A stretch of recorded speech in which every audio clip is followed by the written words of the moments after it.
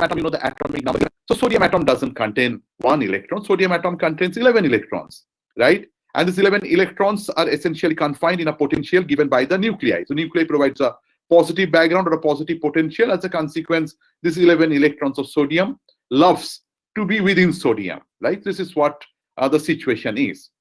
So for atoms and molecules, what we have, many electrons confined in the attractive potential of a nuclei, right? So this is not the case that we have been studying 1 electron in a potential, but rather many electrons in a potential offered by the nuclei. And of course, these electrons will start interacting with each other by the normal Coulomb repulsion, right? So there is this electron-electron interaction, right? And till date, the quantum mechanics that we have done in our BSc, right, does not take this issue of many electrons.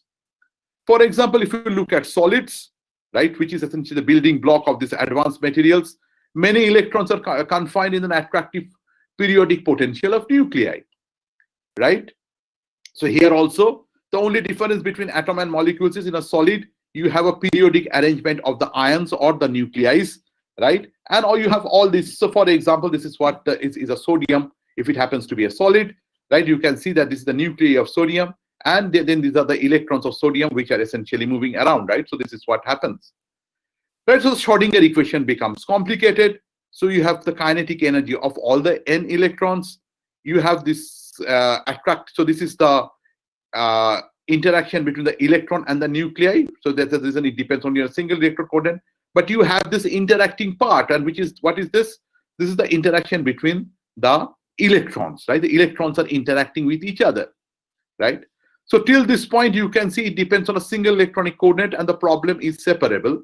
But as soon as this term comes into the picture, that means the electrons are interacting with each other. This is something new. This we have not learned in elementary quantum mechanics, right? And this is where density functional theory comes. So what density functional theory tells you? Density functional tells you that you don't have to solve this complicated problem, right? What you have to do, that you have to essentially solve the problem of a single electron moving in that effective potential due to the other electrons, right? So you don't have to explicitly take into account the electron-electron interactions. What you have to take into account is an effective potential offered by the ions as well as the other electrons. So, right, so what it does, it reduces it to an effective non-interacting system, right? That's what you have done. So electrons are no longer interacting with each other. So you have gone to a problem, right, where you have a system of non-interacting electrons or non-interacting rest electrons, and they essentially move around in an effective potential offered by these electrons. And density functional theory essentially tells you how to construct this effective potential. So now you see, this problem is no difficult than the problem in a particle in a box. So what you have to essentially do, you have to take a single electron, and the single electron now lives in a realistic potential. This realistic potential, the form of this realistic potential is offered by density functional theory, right? It is not a potential, it doesn't look like the potential of a particle in a box. It's slightly more complicated. It can be complicated, but it's a problem of a single electron in an effective potential due to the other electrons. So you have to solve this single particle Schrodinger equation. And the only thing is required is that to solve this single particle Schrodinger equation self-consistently, and that essentially simplifies this problem, right? So when you teach your students solid state physics, right, the way you do is that you take a single electron, the famous example of Kronig-Penning model, you take a single electron moving in a periodic delta function potential, right? So for example, the real Hamiltonian solid is so complicated, but how you can map this problem to a problem of a single electron moving either in a delta function potential, how in a realistic potential, is offered by Walter Kohn, and which is this famous density functional theory, right? And this is the theory for which Walter Kohn essentially obtained his Nobel Prize. Well, so far so good. So let me just go ahead and tell you in one slide. So this is your complicated Schrodinger equation, H chi is equal to E chi, which involves all electrons in the system, right? For sodium, it will involve all the 11 electrons, right? So this is the kinetic energy of all the 11 electrons. This is the potential energy of each of this electron interacting with this ion cores, right? And of course, this is the interaction of the 11 electrons with each other. So this is the full Hamiltonian for the system is This is, of course, the non-interacting part. This is the interacting part. And what density functional theory does, it maps this interacting problem to a problem of non-interacting electrons moving in an effective potentials, right? So non-interacting or fictitious particles or electrons moving in an effective potential. And you have to essentially solve the Schrödinger equation in an effective potential, and you can essentially recover the properties of the solids. Why density functional theory? Because you construct this effective potential from the density of the electrons. And you know, to construct density of the electrons, what you have to do? You have to essentially go ahead and calculate chi star chi. And why you have to solve chi star chi? So you have to essentially solve the Schrödinger equation to get chi, and then take this chi star chi to construct this potential. Since chi is not known to begin with, right? So you have to guess a chi and then construct a potential, then obtain a next chi iteration chi from it. So as a consequence, this is called a self-consistent solution. So let us then not get into the details. People who are familiar with it would be able to understand what I'm trying to say. But what the emphasis what I'm trying to make is that this process of mapping this complicated problem to a problem of a single electron moving, or a single particle problem, a single electron moving in effective potential, is essentially at the heart of density functional theory. Well, so far so good. So this is what density functional theory is. So, and I'd also tell you that to implement density functional theory, there are tons of codes. Some of them are available freely. So you can use density functional theory and start simulating properties of materials. You can calculate total energies of a solid, right? And you can calculate host of properties. Well, so what I'm now going to do now, I'm essentially going to go ahead and tell you about some applications of density functional theory. The first application that I'm going to talk about is that of a coupled quantum dot, right, which are noble heterostructures and nanoscales. So don't get intimidated by this thing. So I'll start with a very elementary thing, but I'm only going to give you, I'm only going to acknowledge the people with whom this work is done. This work was primarily done by my former graduate student, Nirmal Ganguly, who is right now an assistant professor in ISAR Bhopal. And this work also benefited from the experimental investigation of my colleague at Indian Association for Cultivation of Science, Shomabrato Acharya. But so with this credits, let me go ahead and start talking about the properties. Well, here, since I'm missing out my animation, so this is one of the slides where the animation was there, right? So, so the thing is that for nanoparticles, what I'm just trying to say is that you can tune properties by tailoring sizes, right? So what I have done to begin with, I have taken a box of length A. So this is this box of length A, right? And these are the energy levels of a box of length A, right? So these are, and this is what I saw, the energy levels, as I was pointed out, was inversely proportional to the length of the box. Then what I did, I essentially went ahead and increased the length of the box. If I go ahead and increase the length of the box, then the separation of these energy levels will decrease, right? This is what is going to happen, because as I again pointed out, the separation of the energy levels is inversely proportional to the length of the box. Bigger the length, what is going to happen? The separation of the energy levels will decrease, right? This is precisely what is seen, for example, if you go ahead and prepare a nanoparticle, right? If you have a nanoparticle of a larger size, there's a separation between the ground state and the first excited state, which is known as the HOMO and LUMO respectively, the highest occupied molecular orbital and lowest unoccupied molecular orbital. This energy level is smaller compared to a nanoparticle, which is of a smaller size, right, where the energy separation becomes larger, right? And this is because of this simple problem of a particle in a box, right? And this is not a theoretical exercise. People have seen. So people, for example, have done experiments with cadmium selenide nanoparticles, and when they figured out nanoparticles of smaller size, then this nanoparticle essentially emitted in blue. On the contrary, when they prepare a nanoparticle of a larger size, these nanoparticles emitted in red, right? So you can see quantum mechanics at play, and since quantum mechanics at play, so what you are able to do, you are essentially able to tailor properties, right, by tuning sizes. And this is where, for example, nanoparticles plays a huge role in our everyday life, right? So and how it was illustrated, so as I was trying to point out, So this was illustrated a long time back, right? For example, I think many of you have seen in some churches, temples, and mosques, these beautiful window panes displaying these beautiful colors. So these ancient stained glass makers, they knew finely ground gold or silver particles, right, can display beautiful colors.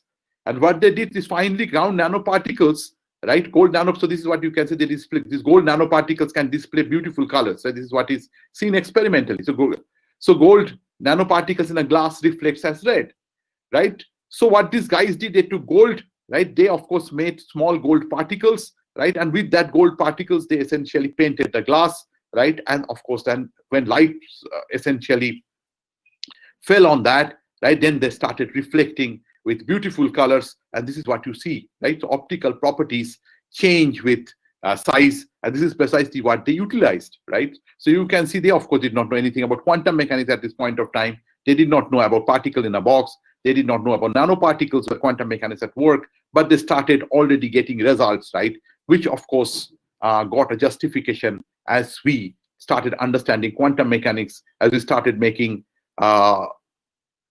more theories and eventually realizing these theories in our laboratory.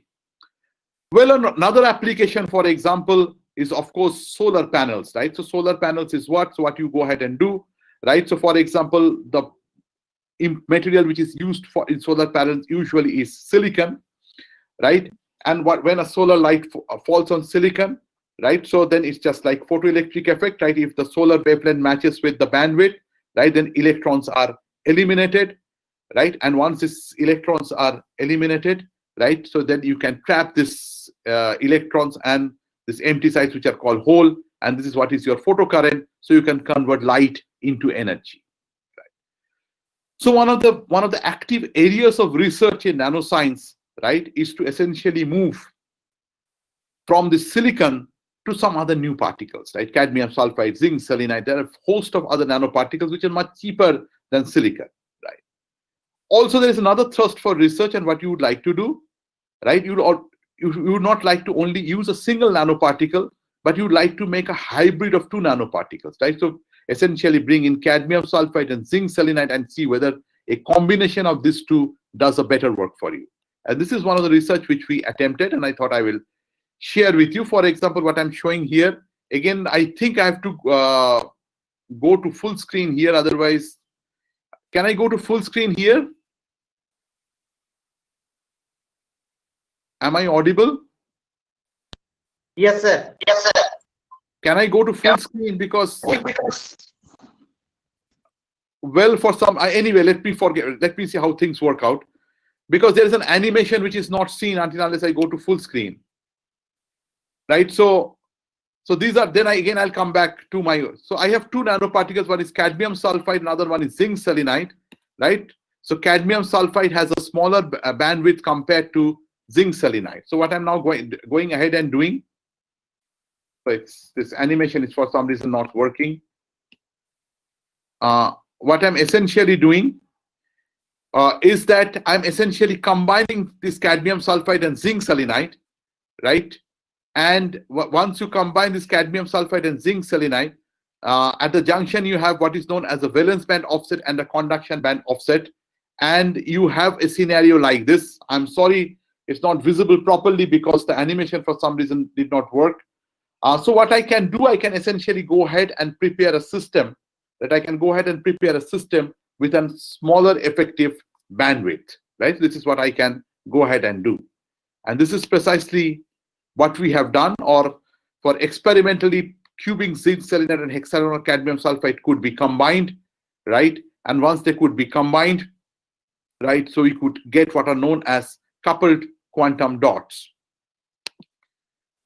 right? And what one could figure out from these coupled quantum dots is that, so for example, zinc selenide having a larger bandwidth was emitting at higher wavelength, cadmium side having a comparatively smaller wavelength was emitting at a slightly higher wavelength because energy is inversely proportional to wavelength. And on the contrary, when you've combined this, the bandwidth has reduced. So this guy essentially emits as a much higher wavelength, right? So as a consequence, what you could do, right, combining two nanoparticles, you could essentially go ahead and reduce the bandwidth of the system. Well, so I'm sorry that things are not looking as good as it should be because of the absence of animation. But let's move forward and try to understand. And this is what this is what the situation had been, that you have the heterostructure, right? So, and this is where you have your valence band offset, and this is what your conduction band offset. And one of the goal is to figure out what is the nature of the valence band and what is the nature of the conduction band.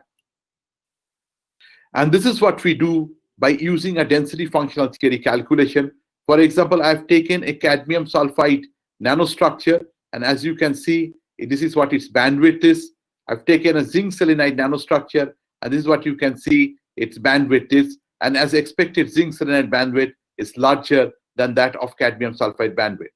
But as soon as you went ahead and started combining them, right, the effective bandwidth reduced, and that was also seen in your photoluminescence experiment, because for the combined dot, right, the light emitted in red. So there was a red shift, which essentially implied that there is a reduction in bond, right? And we could figure out that your highest occupied molecular orbital HOMO are essentially from cadmium sulfide. On the contrary, your lowest unoccupied molecular orbitals are essentially from coming from your zinc selenide. Well, so again, I'm missing the animation, but I can only tell you that we could also essentially calculate the valence band and the conduction band offsets. We obtained the numerical values of the valence band and conduction band offset, and which was in agreement, very good agreement with experiments. Well, so this essentially gave us an idea that what you can do. So what we have been trying to do is that we have taken a zinc selenide and we have taken a cadmium sulfide, and what we obtained, we saw that the effective band gap of this combined object, or this coupled quantum dot, is much lower compared to zinc selenide and cadmium sulfide. So now what we said theoretically, we said that what you can do, you can essentially go ahead and increase the size of the cadmium selenide nanoparticle in one instance, and you can decrease the size of the cadmium selenide in and this will do what? So in this case, what you will have, in this case, the bandwidth of cadmium sulfide will reduce, and in this case, the bandwidth of your cadmium sulfide will increase. So you can see this is your ZC1, where the bandwidth of where you have a smaller cadmium. So this is the case where both cadmium sulfide, zinc selenide are of equal size. Here your cadmium sulfide is a smaller size, and here, for example, cadmium sulfide is of a larger size. And what you can clearly see, that you can tune the colors, which essentially implies that this guy has a much smaller bandwidth, it emits in red, and this guy has a much bigger bandwidth. So now you can essentially start tuning sizes of one of the nanoparticles to tune your wavelength regime, right? So if you want to trap the solar energy, so now you can essentially trap solar energy in a larger energy window, right? And which is, of course, a beneficial property compared to a single nanoparticle, which can only be designed to trap a particular wavelength of solar emission. Well, when you are going ahead and preparing solar cells. Well, with this, I'll not get into theoretical things. So let me skip this slide. It's what we also saw theoretically how it happens, right? By increasing the size, you can essentially reduce this bandwidth, but I'll not get into that. But this was really used in practice, right? One could essentially prepare a couple dot zinc selenide cadmium sulfide couple dot sensitized solar cell. They were definitely not as good as silicon thing, but they were reasonably well, and more research is going on to make their properties better. Well, so not only these systems, so you have prepared this zinc selenide and cadmium sulfide couple dot, right? So now you can essentially put a bias, put an electric field, right, and calculate their transport properties, right? And interestingly, their transport properties showed diode characteristics, right? So this is what is diode characteristics or rectification properties, right? And the rectification ratio was much higher. So you can see that this also offered us, right? So we have been using electronics or microelectronics in our electronic devices. So this essentially gave us an opportunity that now you can essentially start using, right, electronic properties of smaller length scale. From micro means 10 to the power -6. Now your electronics is operating at nanoscale, which is of order 10 to the power -9 meters, right? So this is where it's operating. Right? So micro, this kind of objects are also telling you that you can go ahead and do things at nanoscale. Well, so with this, let me again go ahead and ask the organizers how much time I have left for my talk.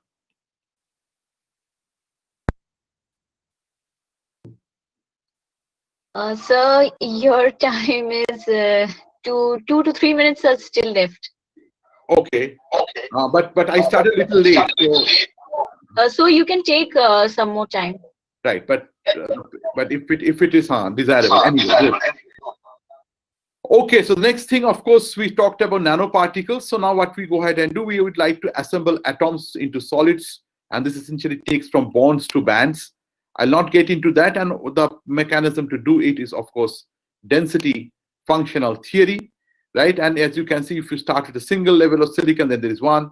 If you start with two, then you have bonding and anti-bonding, and eventually if you bring in N silicon, right, so then you have a continuum of band with no band gap, and this essentially describes the silicon as your sodium is essentially a metal. If you do the same exercise for silicon, it will land up to be a semiconductor. And one of the crucial things for this purpose is, of course, to calculate what are known as densities of states. And what is density of states? Number of electronic states per unit energy, per unit volume, or per unit surface area, per unit length of the system, right? And this is, for example, the densities of states, right, where your occupied states are separate from unoccupied states without a gap. These are metal, right? So these are insulated, where occupied states are separate from unoccupied state by a gap. And similarly, you have a ferromagnet, where if you distinguish between two spins, upspin and downspin, upspins are occupied differently in comparison to downspin, and as a consequence, you have a magnetic moment. And similarly, and this is something which is again an example of a advanced material or a half metallic ferromagnet, where your upspin is a metallic but a downspin is insulating. Well, let's see how much we can go in this endeavor. Right, so this is typical example of a silicon. If you do a density functional theory calculation, then you figure out that silicon happens to be an insulator, right, or a semiconductor, right? I would say semiconductor. So this is what it is, and as you are all familiar, the silicon has been the building block of present-day electronics, and right, and for this, and the transistor and diode has been in our daily life, and for which Shockley, Bartin, and Bardeen, right, received Nobel Prize in 1956. Well, so this is, for example, a computer which was possibly used 40 years ago, right? And this is a typical example of a cell phone. Of course, this is also quite old, right? And you can see this computer essentially having a much, so this was only 2.25 megahertz speed. And I'm talking about something out here which is 1.133 gigahertz, right? And you can see the reduction in size. And this reduction in size was possible, right, because of large-scale integrated circuits in small chips. But you all are familiar with this famous Moore's law, right? And by 2010, so this is old data, we have already used up, right, 1 billion transistors, right, to obtain it, right? So this essentially tells us that this large-scale integration is not anyway possible at micro scale. We have to essentially go, right, below the micro scale, possibly the nanoscale, right, to go ahead and look at opportunities in expanding electronics. And this essentially brought in a new branch of electronics, which is called Spintronics, and which is spin-based electronics. What we have been till date doing is exploiting the charge of an electron. But can we exploit spin of an electron? Exploits electron spin over and above its charge to carry information to obtain new generation of devices with new functionalities. Of course, they have variety of challenges, and I don't think I have the time to talk about it. How we are going to inject spin, how we are going to have a spin transport, and eventually how we are going to detect this spin coherent spins. But what I'm going to emphasize here, that what are the materials which would be ideal for Spintronics application with a slide. For example, if you look at the density of states for iron or cobalt, right? This is the density of states for upspin band, and this is the density of states for downspin band. Then you can see upspin and downspin both are metallic, but occupy to different degrees, and this different degree in occupation essentially gives rise to their magnetic property. On the contrary, if you go ahead and look at chromium oxide, you can see its upspin band is metallic, but downspin band is insulating, right?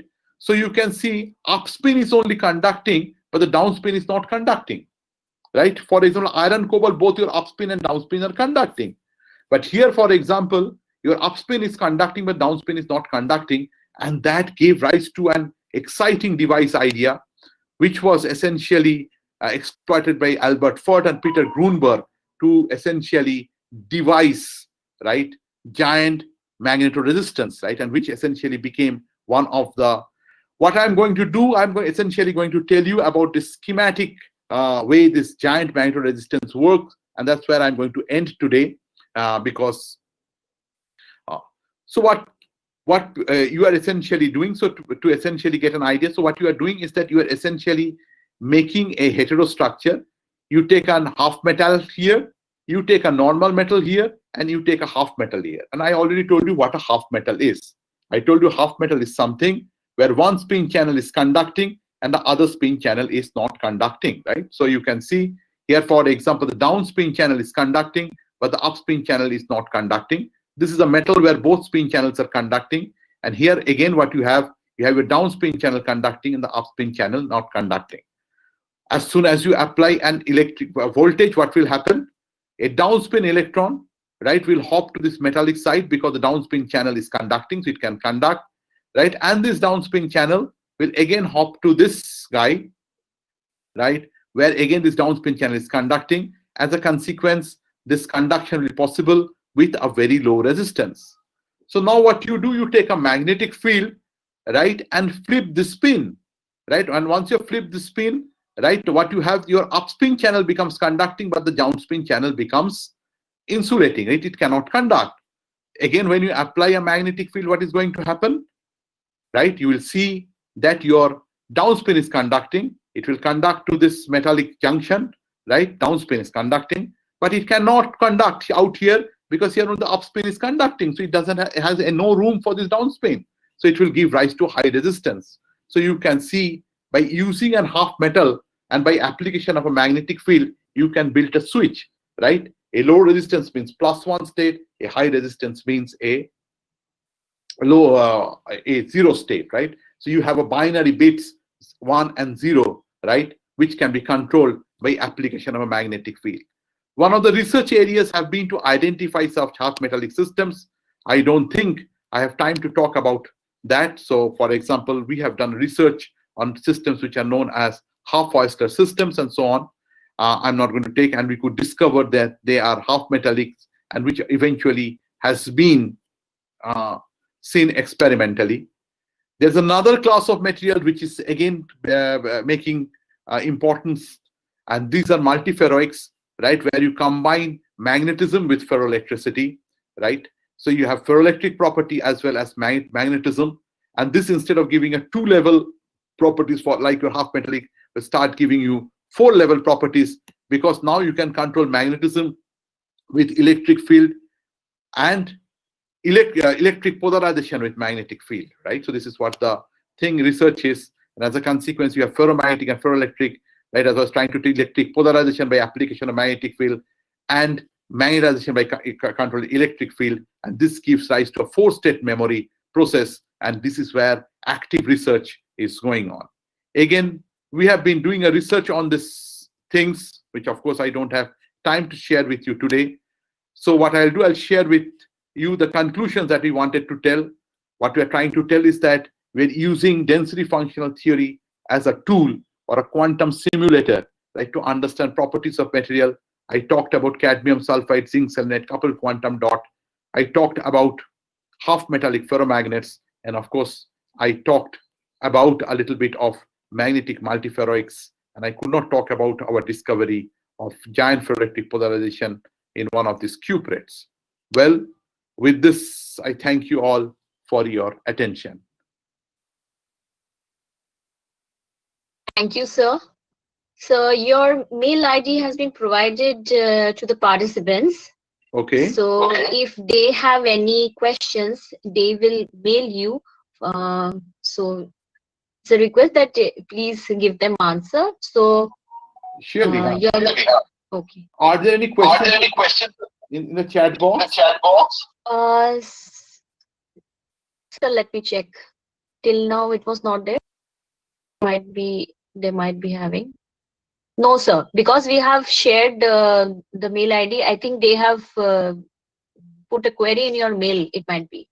Okay, so I mean, I just wanted to get a feedback whether because I don't know why it is vibrating.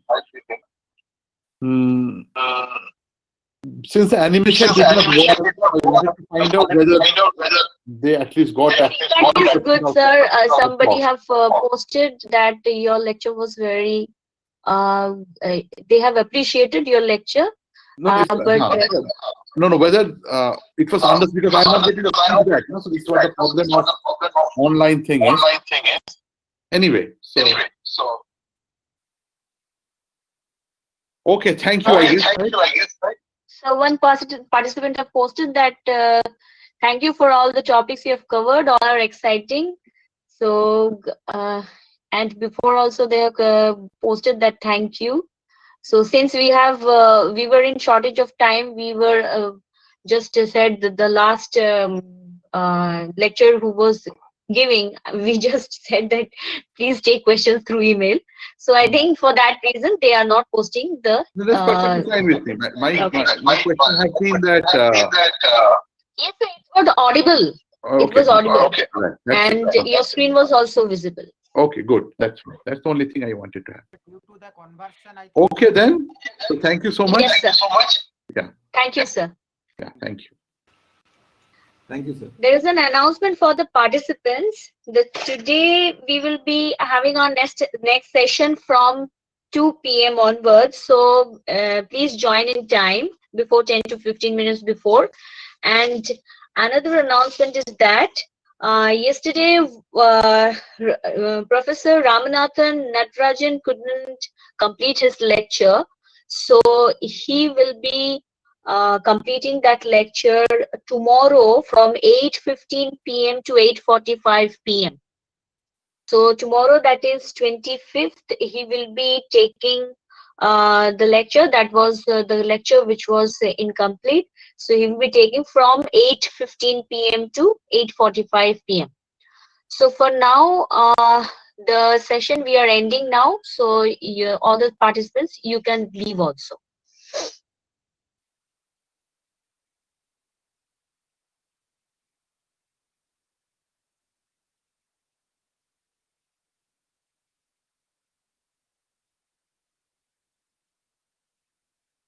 Hello ma'am,